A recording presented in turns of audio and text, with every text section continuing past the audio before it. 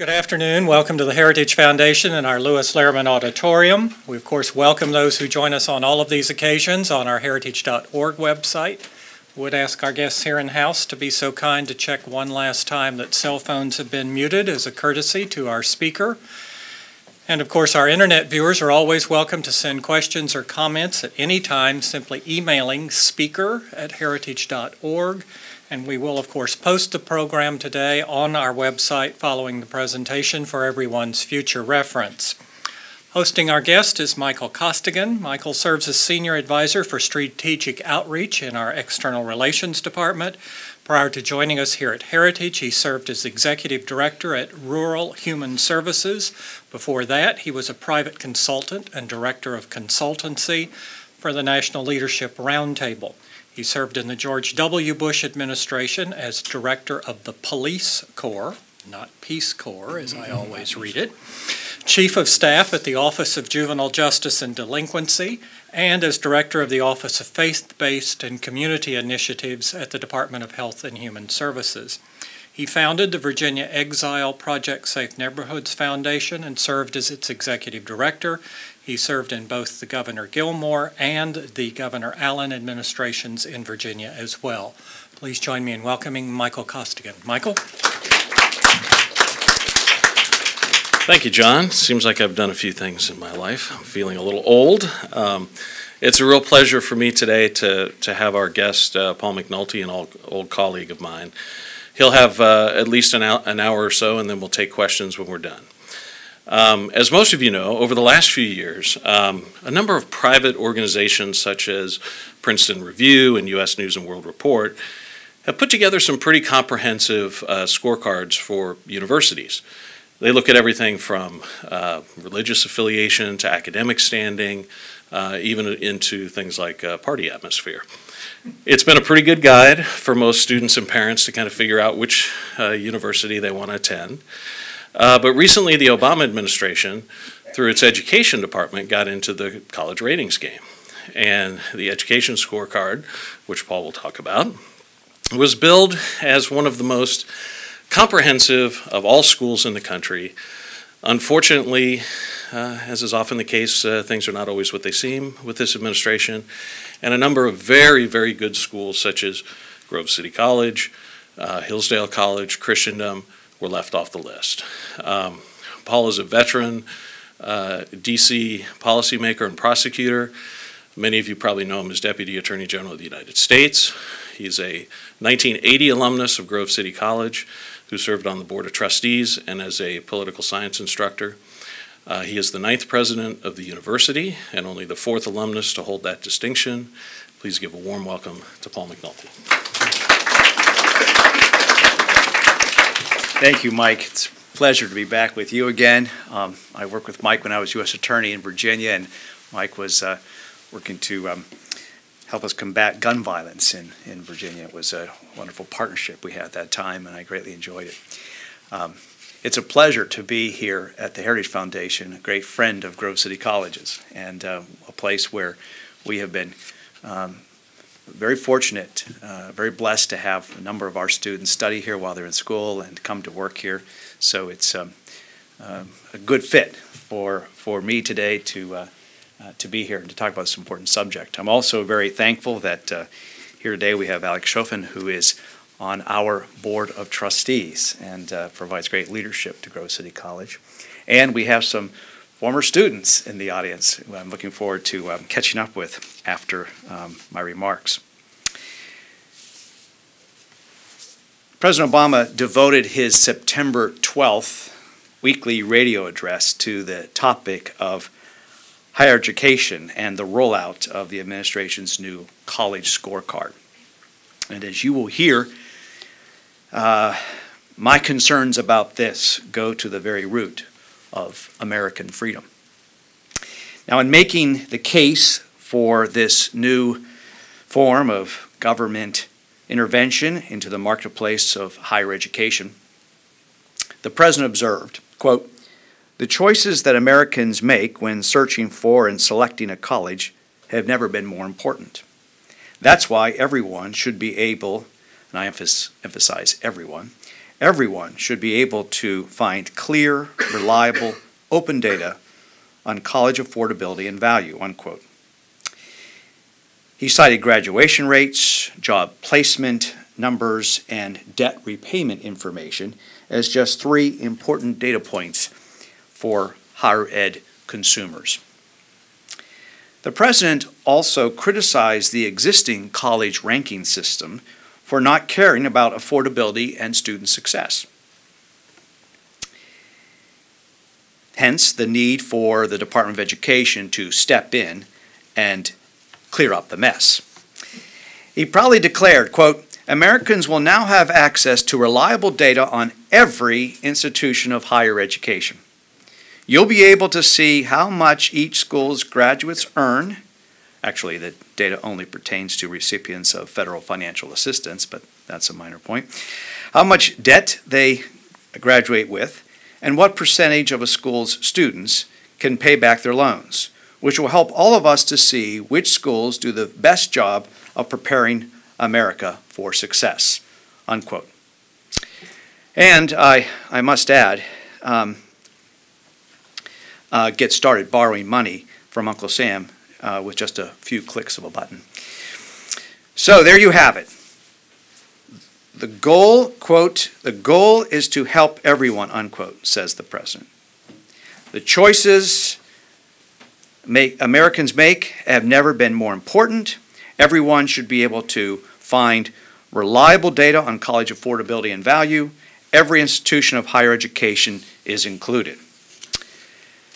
Except we all know by now that is not true. Grove City College, Hillsdale College, and others have not been included.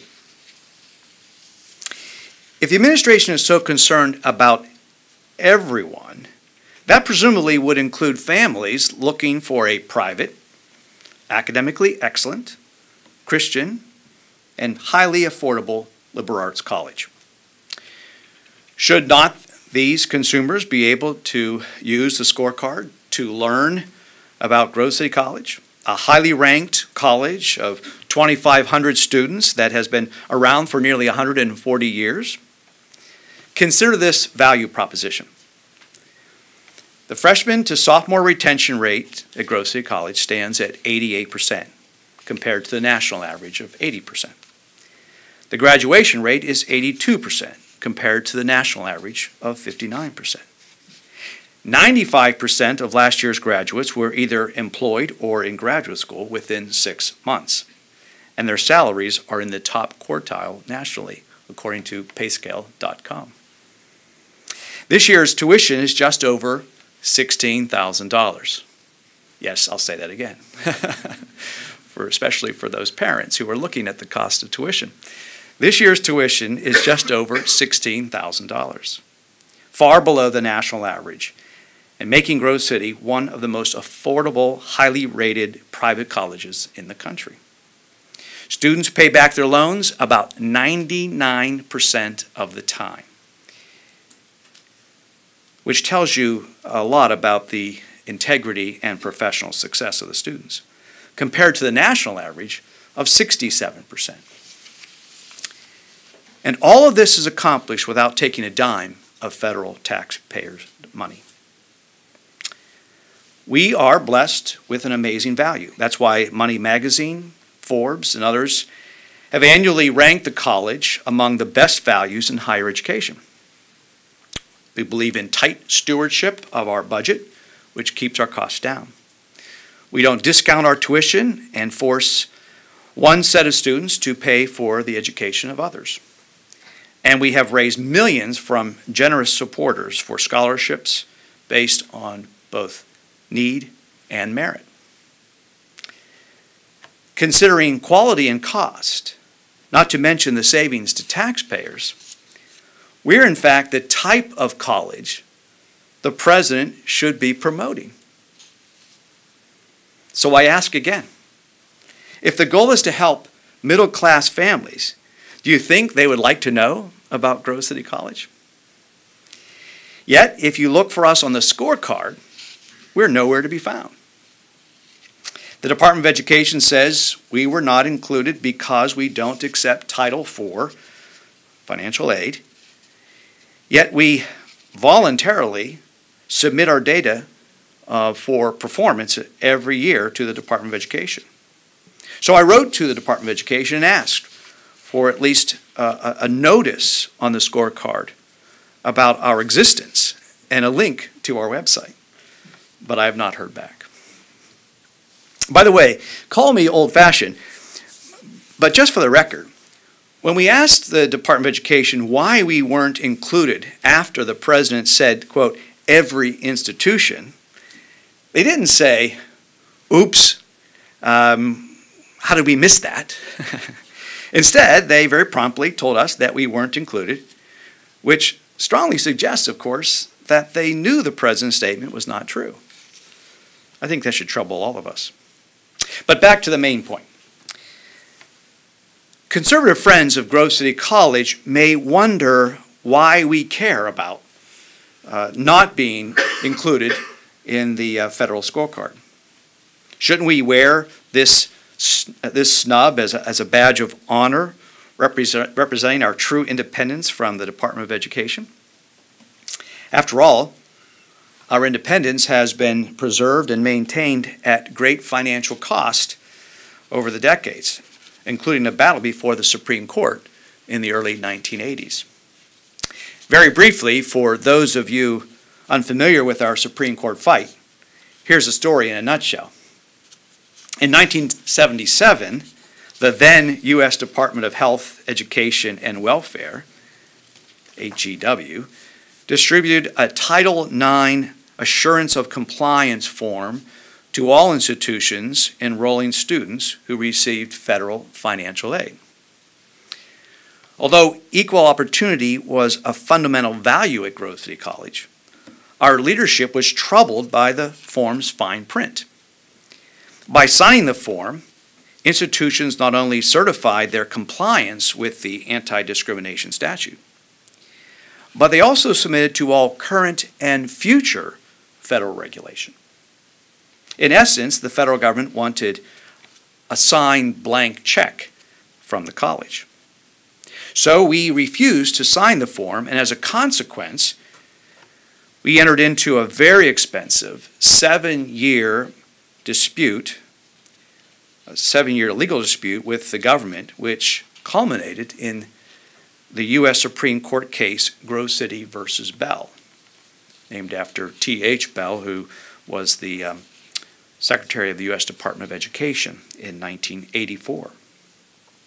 The court issued 2 key findings. First, that the college had never discriminated against anyone on account of sex, race, or national origin. And second, that the Department of Education's regulatory power was limited to only those programs which directly benefit from federal aid that later was expanded by the Civil Rights Restoration Act to ensure federal control over the entire institution. So the original decision applied to the program receiving the funds. In our case, it would have been the Financial Aid Office.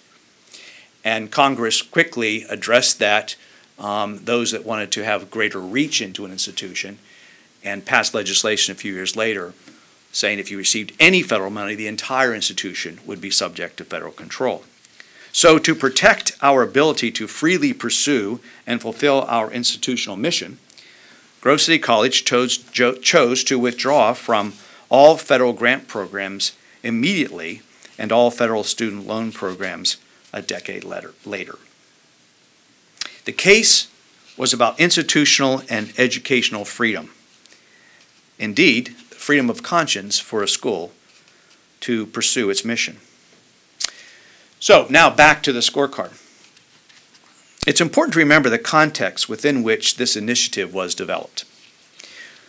2 years ago, the Obama administration proposed a comprehensive, comparative federal rating system that would measure accessibility, affordability, and outcomes of American colleges and universities. An institution's score on the rating system would determine its eligibility to participate in the federal student aid program. Because federal student aid is the financial lifeblood of the vast majority of American colleges and universities, many of the higher education community voice grave concern over the implementation of such high-stakes regulatory regime. The administration backed off and gave us the scorecard instead. Seen in this light, I think we should be concerned. This tool might be the beginning of an effort by the federal government that will significantly influence the beliefs, convictions, programs, and policies that are deemed as acceptable in American higher education. As I've written, the feds are now the purveyor of an official website that sanctions one set of institutional performance criteria in a one-size-fits-all manner. As colleges and universities focus their outcomes on the scorecard's metrics, academic freedom and diversity may be the big loser. For Grove City College, we face the possibility over time of being viewed by some families as a risky investment. Why does Grove City College not have a score? Are we taking a chance if we go out of network, so to speak? When government inserts itself into the marketplace as a presumably reliable provider of consumer information, what impact does that have on other sources of information? But there's something more fundamental and concerning at work here. As the cost of higher education has skyrocketed over the past 2 decades, and student debt has grown to a level, $1.2 trillion, a level higher than America's combined credit card debt, and students are struggling to graduate and establish rewarding careers, all real problems. The Obama administration is gradually expanding its control over the entire sector of higher education.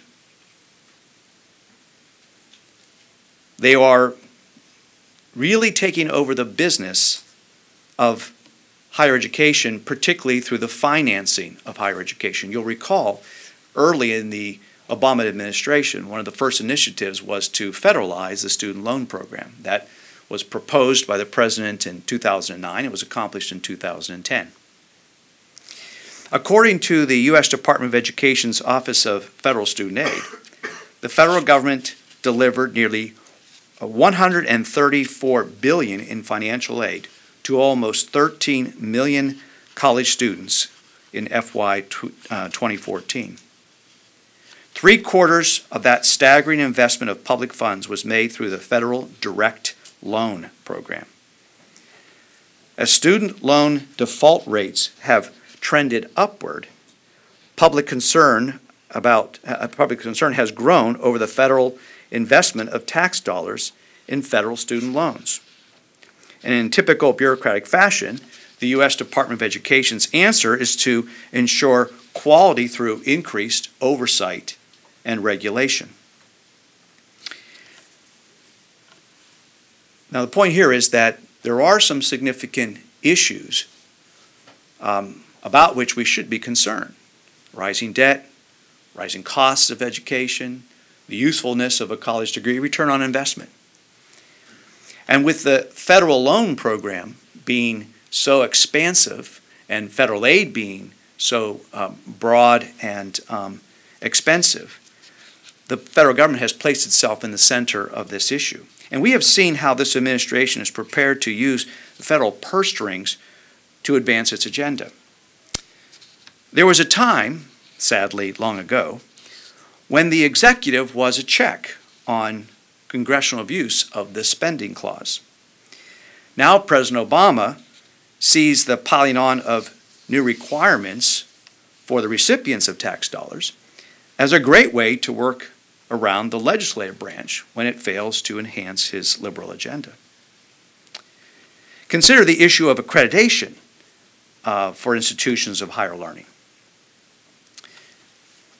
And this is another subject in addition to the scorecard and the way in which we see federal control increasing. Colleges and universities must be accredited in order to tap into federal student aid. The system has functioned as a largely independent group of regional authorities relying on peer review and self-assessment models for oversight. In my relatively brief time as a college president, I can tell you that the accreditation process is a rigorous and challenging experience that engages the entire institution in various ways. However, the Obama administration is not a fan. Secretary Duncan called accreditation organizations, quote, the watchdogs that don't bark, unquote. Fortunately, Congress has explicitly limited the Education Department's ability to dictate its preferred standards to accreditation organizations. Yet just last week, the administration called on Congress to pass legislation giving the department the authority to, quote, set and enforce expectations regarding student achievement standards, a virtual takeover of the accreditation process.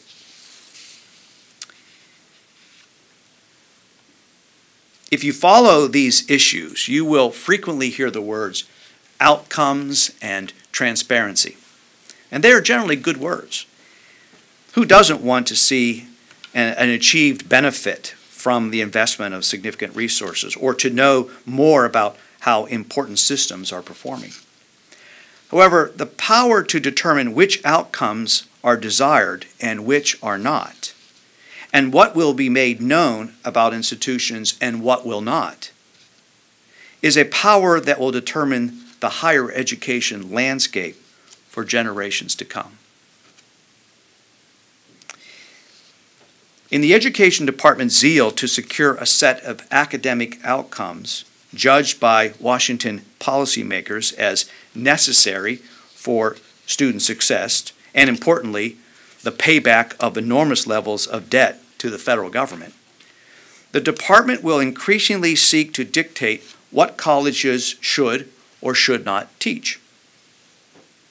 How will federal regulators look upon the humanities? What will it tolerate in academic requirements connected to faith traditions? What alliances will the government form with other special interests in an effort to alter the landscape of higher education? In my first 2 years on the job, I've been amazed by the marketplace of ideas and initiatives in the business of higher education. If there is a tool needed to improve the way college functions or the way students get information, someone will develop it.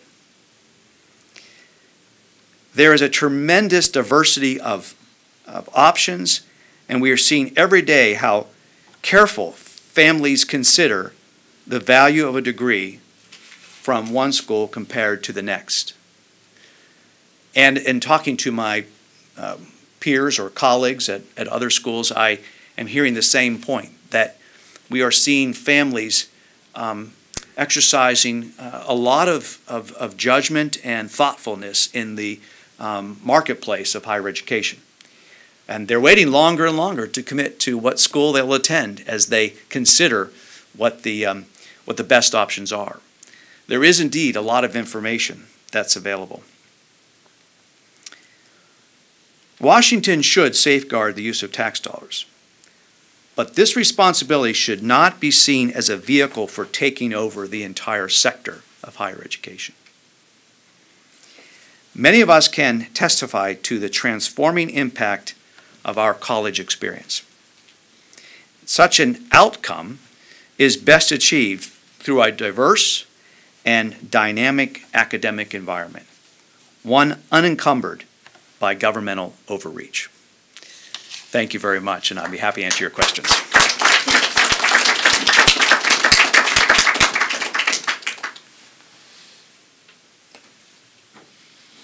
Yes.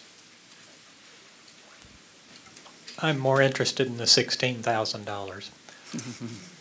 Our friend Richard Vedder argues that so much money is being so freely distributed that a lot of our increase in costs at universities is with all of this extra money floating out and encouragement to do whatever.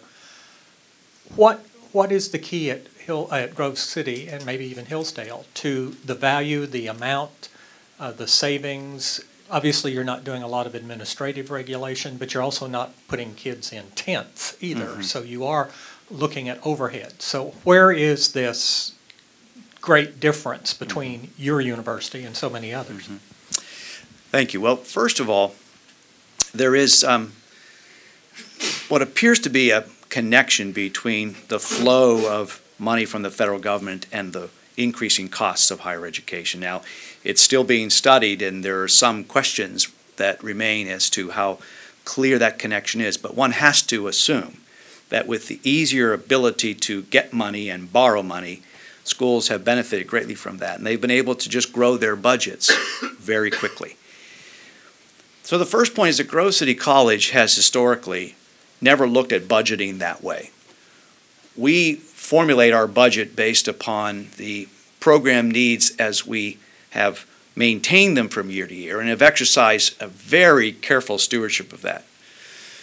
Every board member of the college knows the detail with which we review the budget and approve the budget in order to move forward from year to year. And so while I won't mention our overall operating budget right now, I can tell you that our operating budget for a school of 2,500 students who all live on campus in what is, by everyone's view, a beautiful campus where we don't defer maintenance on buildings and we keep it in wonderful shape. The fact is that that budget is well below the national average for a liberal arts college of that type, and the reason is because of just the stewardship year after year to make sure the budget is not increased. Now, if we don't receive federal funds, well, we save money on compliance, and perhaps some of you have seen recent reports that show the cost of complying with federal grants. There was a study just released in the past 60 days, I think, that tried to quantify the extent to which schools are paying, on average, somewhere between $1 to $2 million per year just to comply with the federal money they receive.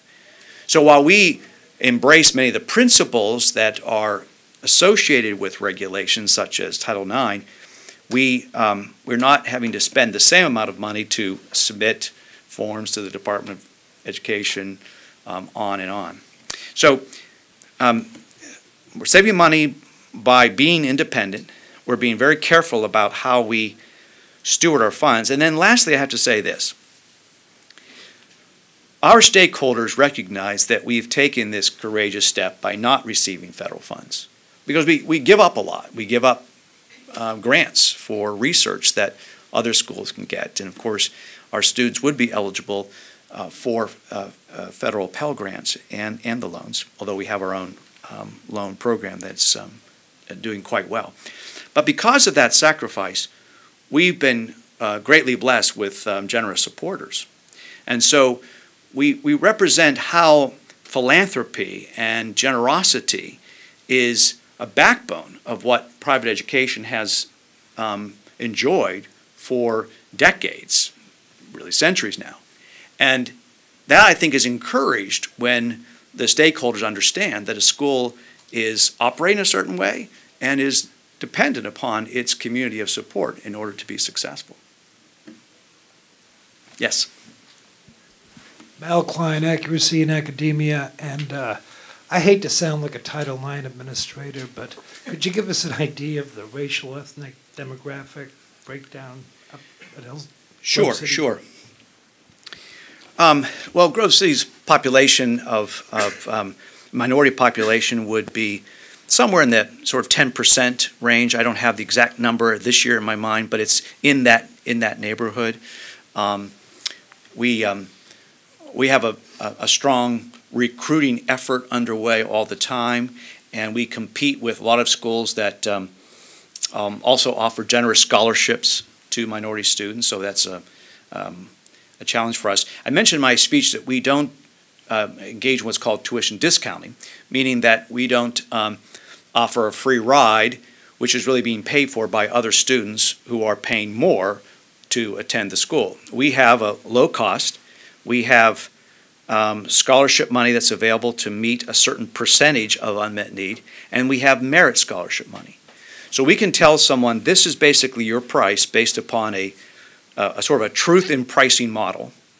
And as wonderful as that is, it's often difficult to get the best students, especially the best minority students, who are being provided a full ride at another school. And they get the full ride either because of perhaps a scholarship program that exists, or more likely because of what's called institutional grant that's received, and that's really the discounting that goes on. So we strive every year to try to increase our diversity. We put resources into that, and we're optimistic that we'll continue to get better and better in that regard. Yes, Kayla.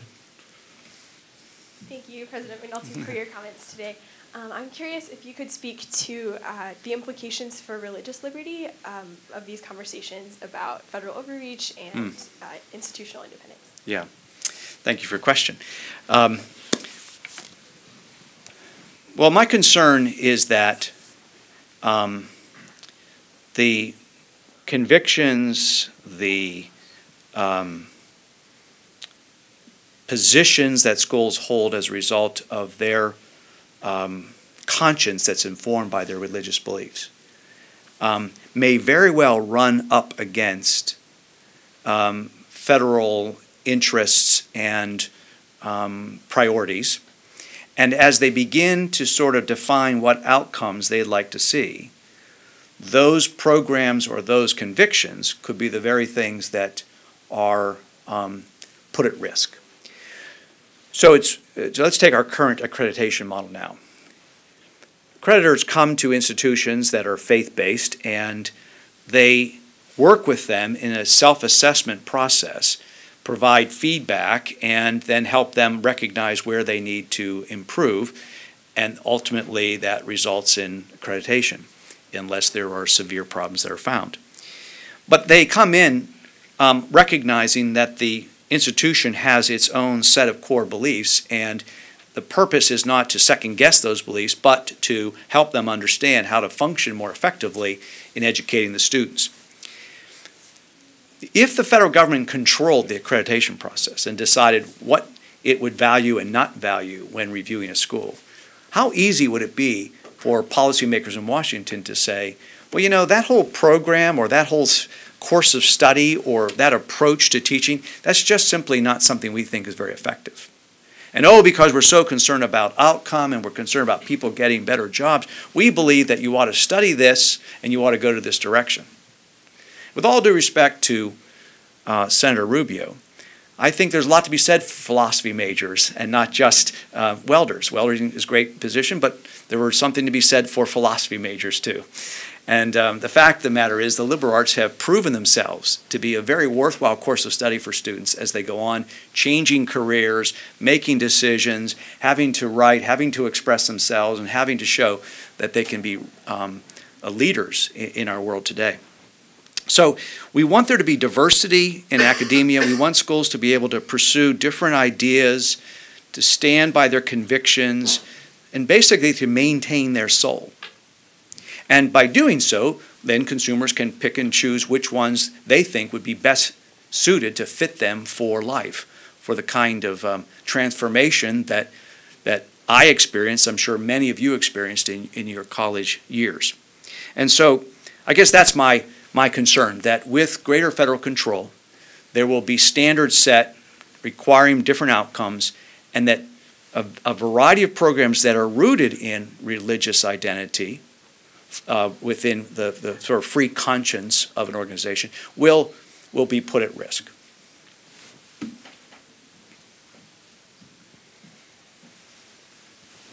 Well, I guess I was a minority student, and I am on the board.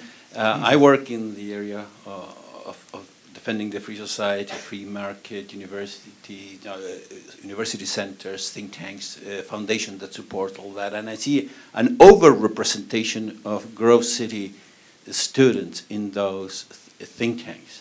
So that commitment to freedom, you were a student, now you're the leader of the college. Can you share with us how did the college maintain their principles consistently, despite the challenges, over more than a century of attacks against freedom? Well, I think leadership at the end of the day is what the story really is. For a school that has been around as long as it has been, there's a remarkably small number of people who have had a great influence on where the school is today. Number one being J. Howard Pugh. J. Howard Pugh, and those of you who aren't familiar with J. Howard Pugh, his father and founded the Sun Oil Company. He went on to run that company for the course of his life. Today we think of the Pugh Memorial Trust, set up by families after his, during his lifetime, and has existed quite successfully after his life. J. Howard Pugh graduated from Grove City College in 1900. He went on to serve on the Board of Trustees from right around World War I until he passed away in 1971. He served as the chairman of the board for over 40 years. His father, Joseph Newton Pugh, who was a teacher who made it big in the energy business in western Pennsylvania and was friends with the industrialists that we know so well in this country, Carnegie and others, became a supporter of the college because the founder of the college, Isaac Kettler, went to him to seek his support. And he believed so much in what the school was trying to do, which was to provide academic excellence at a cost that people could afford with a Christian identity. Very democratic, a school that was both for men and women from the very beginning, and one that would bring the industrialist children from Pittsburgh and around the region to be educated with the farmers of Western PA. And Joseph Newton Pugh asked Andrew Carnegie and others to help him support the school. J. Howard Pugh then governed for a long time from the board. Between Isaac Kettler and his son, Weird Kettler, they served as president for about 60 years combined. So there's been a limited number of leaders over these years. Charles Mackenzie was the president for over 20 years and was the one who courageously stood his ground during the Supreme Court fight from the 70s and the 80s. And so I'd say, Alex, that's the first thing I would point to, is that these individuals were steadfast in what they thought the school needed to be about. And as things changed, the school did not change. When I came from the school in 1980, I clearly had a framework for thinking about public policy and worldview and so forth, and that was something that we would hope every college graduate could be equipped with as they enter into their professional life. And I certainly was the beneficiary of that, as I spent more than 30 years here in Washington. Other questions? President McNulty, the higher education story over the last week has been what happened in Missouri and at Yale. Talk about how you think about these issues of conflict on campus and trends of expression and so on at Grove City. Well, the environment at Grove City College is remarkably, strikingly different from some of these things we're seeing. Of course, I think what we're seeing today is a very small segment of the total higher education scene, but we certainly would be included in those schools that stand in strong contrast to that, particularly because our faculty, administration, and students get along with each other quite well. There's a sort of a shared vision for what we want the school to be about and what we value on campus. We emphasize a personalized education, meaning that we really see our faculty as mentors to our students, and they form not only just strong relationships while they're there, but they're lifelong relationships. And so that adds to a sense of connection and support that is experienced on a daily basis. It's hard for me to say too much about what's going on other campuses by not being in the midst of some of those circumstances. But I will say that it seems as though some of the problems are policies are coming back to haunt schools that have gotten away from teaching the truths of Western civilization and helping students to understand that there's something outside themselves that is there to define who they are and what they should be and how they should think, that humbles everyone when we look at the span of world history and when we consider the greatest thoughts that have been expressed. And by maintaining a traditional, and in our case, Christian approach to understanding truth, I believe that it encourages our students to maintain the kind of humility that's really appropriate for that time of life when you are engaged in learning. So, you know, it's possible that what we're seeing is that by having kind of abandoned the liberal arts in many places, students are perhaps more expectant of certain rights and recognitions that exacerbate the tensions on campus. And there have been a lot of things written about this that are more insightful than anything I have to offer. In fact, just in the last couple of days, there have been some great pieces. One in the New York Times yesterday that I thought was perhaps the best summary of what I'm seeing happening right now. At the same time, academic freedom is really important, and students need to be able to respect each other's views. And I think that's probably the thing that has me most concerned as I look at what is going on in some of these places. The new term, cry bullies, is kind of an interesting expression. But the idea of not respecting what other people think and appreciating the differences that exist and coming at discussions with humility is a serious concern. So we're very thankful at Grove City College that we have a respectful climate, one that's really marked by civility, and I think it's something that we try to nurture in every way we can.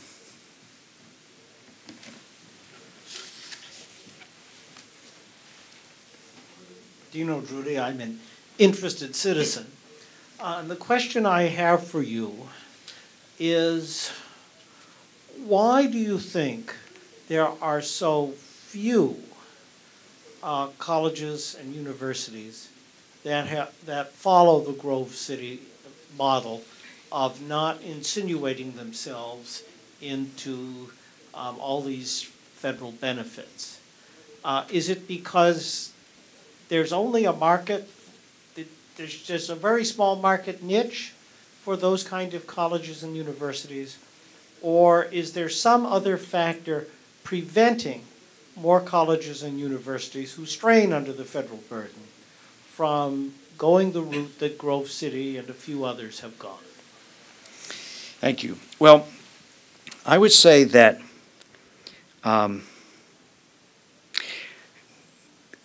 cost is a big factor in the dependence that schools have on federal money. Most private liberal arts colleges, such as Grove City, are very tuition dependent. We have endowments of different amounts. Grove City has a very healthy endowment. There are many schools with larger endowments. There are many schools with smaller endowments. But only a handful can be able to operate based upon the proceeds from an endowment. Schools are tuition dependent. Now, when you're tuition dependent, it means that you have to have money coming in from students to to support the operation of the school. And if the operations of the school are very expensive, then the source of that money needs to come from as many places as possible. In other words, it's very hard to turn off that spigot of Pell Grants and federally subsidized student loans when you are seeking to make your annual budget.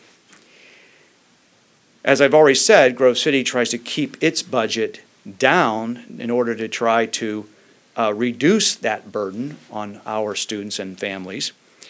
And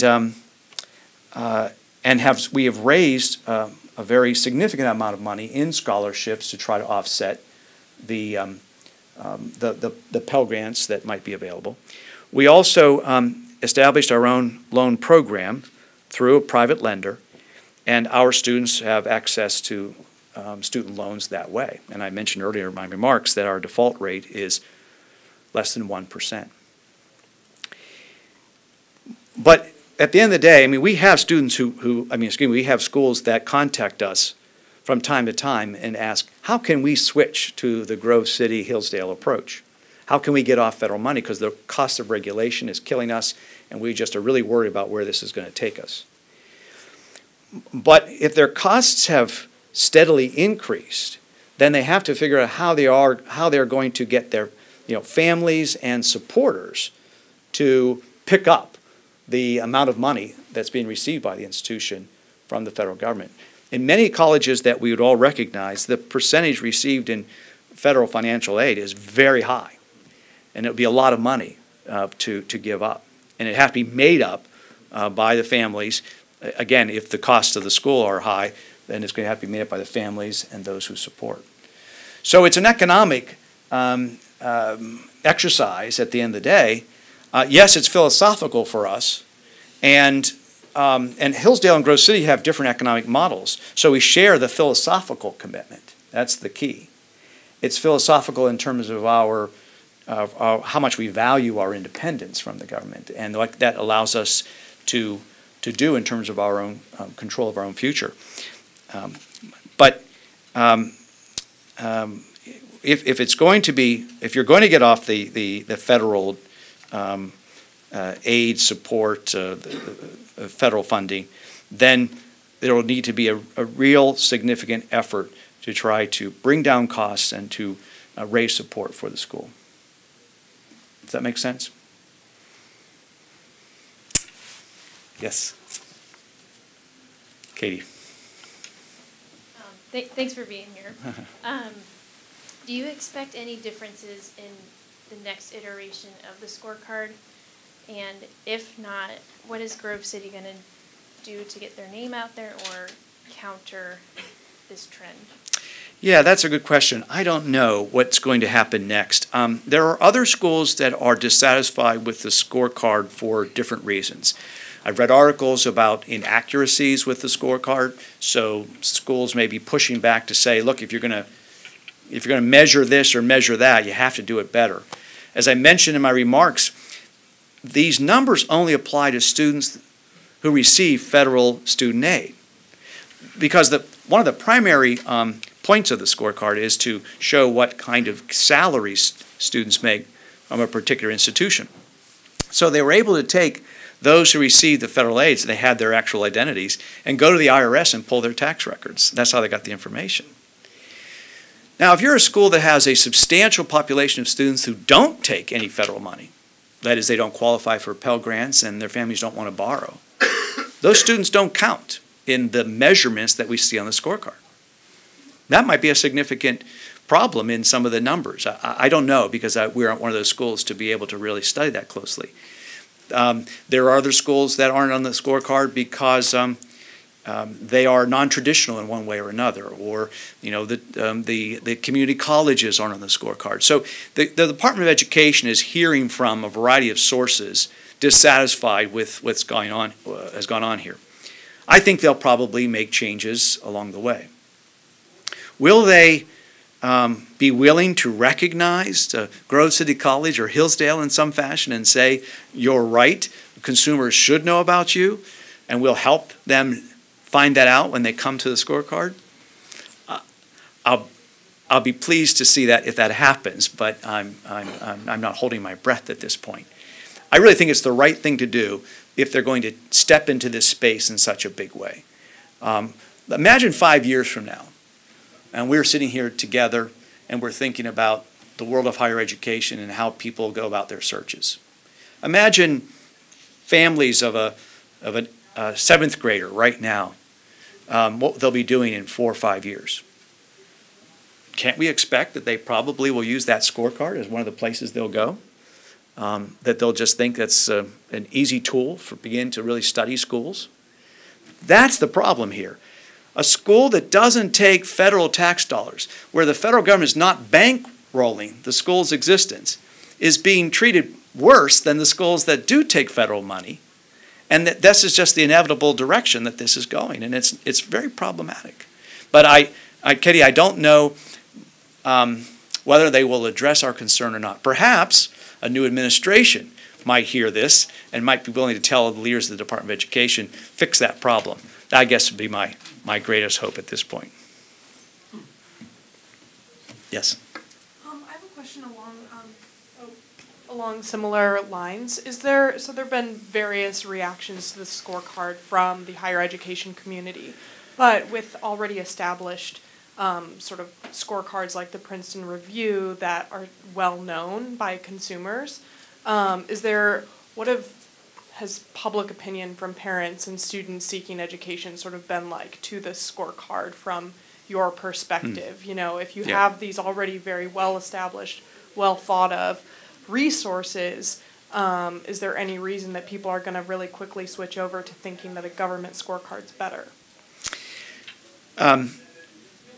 It's early. You know, the scorecard has been in existence for a couple of months now, so that may be impacting how much we're hearing about it from, say, the competitors who have information out there to help consumers find out information about schools. I've observed that in talking to college presidents, there seems to be some reluctance to be critical when they are on the scorecard. Almost as a fearfulness from the Department of Education. You know, they just want to kind of keep their heads down. I was sitting with a group of college presidents not too long ago. I said, you know, we're not on the scorecard because, or not in the scorecard because of our independence from the Department of Education, but the rest of you are included. What do you think of your information? And I just kind of lost eye contact with everybody. They kind of put their heads down and said, well, I'm not going to talk about that. And I don't know why they were being reluctant. It's as though they either weren't paying much attention to it yet, or because they were afraid of stirring the pot in some fashion. You know, when you look at the scorecard, it's actually an impressive website. You know, it's easy to use in my view. You just click very easily onto a school, or you select from lists of schools based on how you want to search by region, by cost. The graphics I think are strong. I mean, I could see it as an attractive tool that people would increasingly want to use. I have to say, I'm just kind of amazed at how on every page it's almost like federal student loans are a bit of an advertisement. You know, it's you're looking at information and there's a big button that says borrow here. You know, just click here and get started on your way into debt, and beholden to the federal government's loan system. It's not hard to get online and borrow, but it's certainly made easier by doing that. So the competitors will probably look for ways to compete, I would think, with the kind of material and tool that's available. I would hope that we would see some private sector initiatives that are like the scorecard, and then they might say, and we'll include schools that don't accept federal money in our information. And I also think that families have made good use of these other measurements and will continue to do so. So it's not as though they'll go out of business as a result. I mean, remember, they rank. This is sort of a different thing. The administration tried to rank, and maybe they'll come back to that at some point too. Yes, sir. Scott. I'm just curious, have Hillsdale and Grove City been working together in any way or coordinating efforts on some kind of reform or pushing for this, or are they just... No, nothing yet. We haven't in these first 2 months of sort of fallout. Some of you may know that the Department of Education gave Hillsdale a curious response to their question, which I think took a few weeks for Hillsdale to figure out, what are you talking about?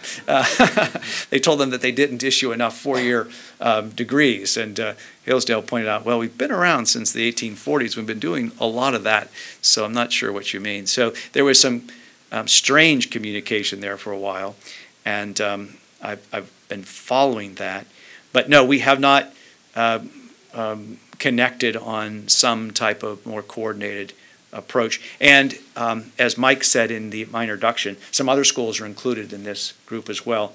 There are about 5 or 6 schools right now, at least, that don't take any federal financial assistance. Not a very long list. It goes back to your question, why so few? But I think that number will grow. But maybe the group of us ought to have a conference or something like that.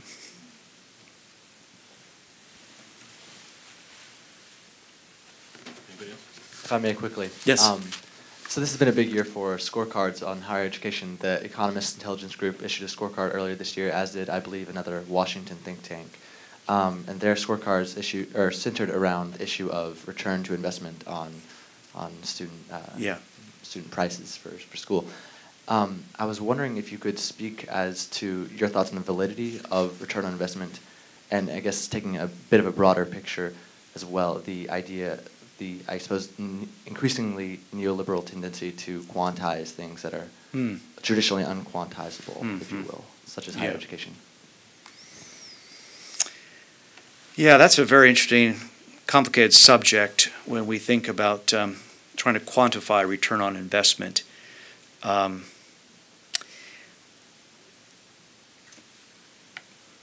There are so many variables that go into the financial rewards that exist with different occupations,